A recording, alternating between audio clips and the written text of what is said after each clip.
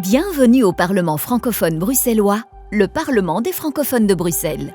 C'est une assemblée avec un pouvoir législatif qui concerne les citoyens de langue française sur le territoire de la région de Bruxelles-Capitale. Pouvoir, langue, territoire, on vous a perdu? Et si on commençait par un petit rappel du système institutionnel belge?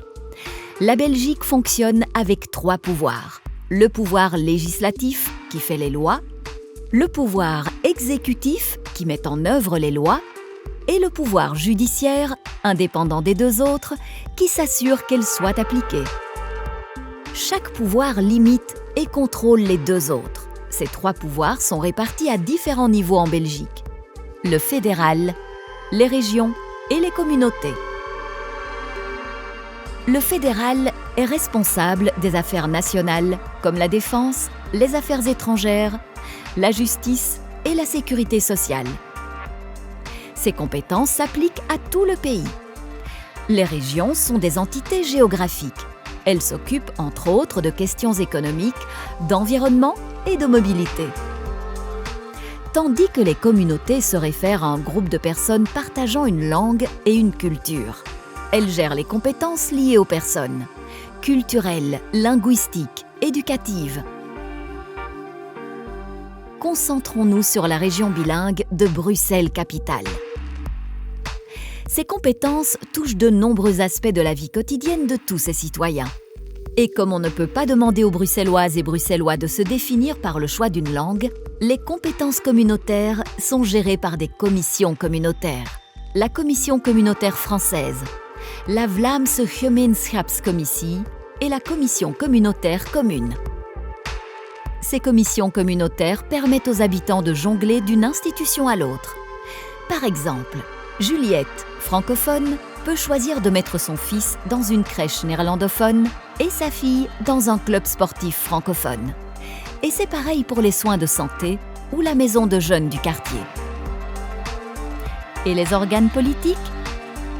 En Belgique, chaque niveau de pouvoir possède ses propres organes politiques, parlement et gouvernement, pour représenter les citoyens, prendre des décisions et les exécuter.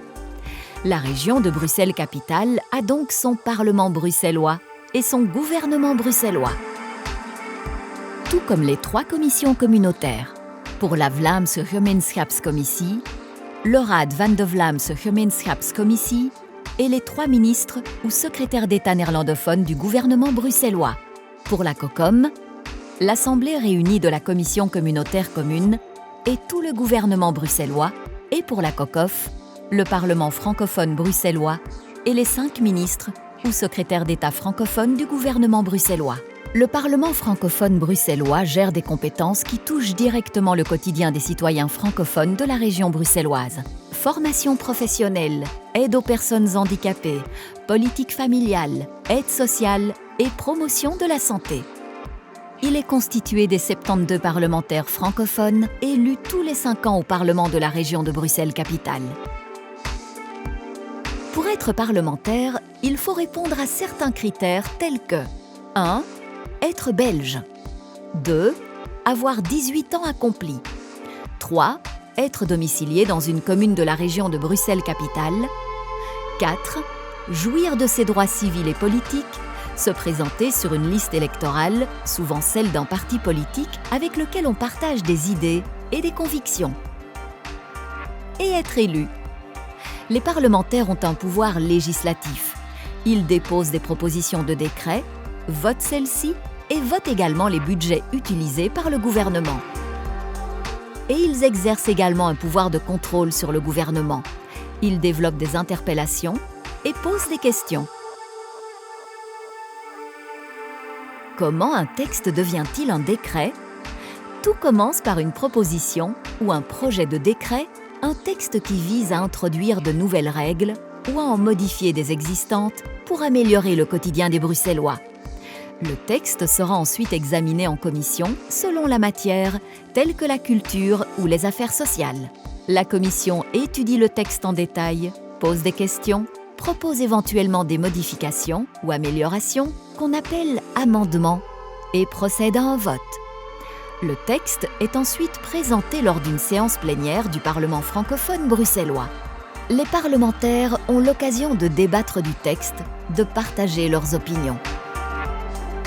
En commission et en séance plénière, le gouvernement participe au débat. Les parlementaires passent ensuite au vote.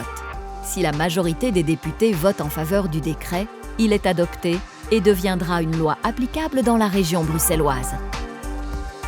Vous cherchez plus d'informations? Consultez notre site internet. Vous aimeriez visiter le Parlement et ses coulisses? Contactez notre service Relations publiques.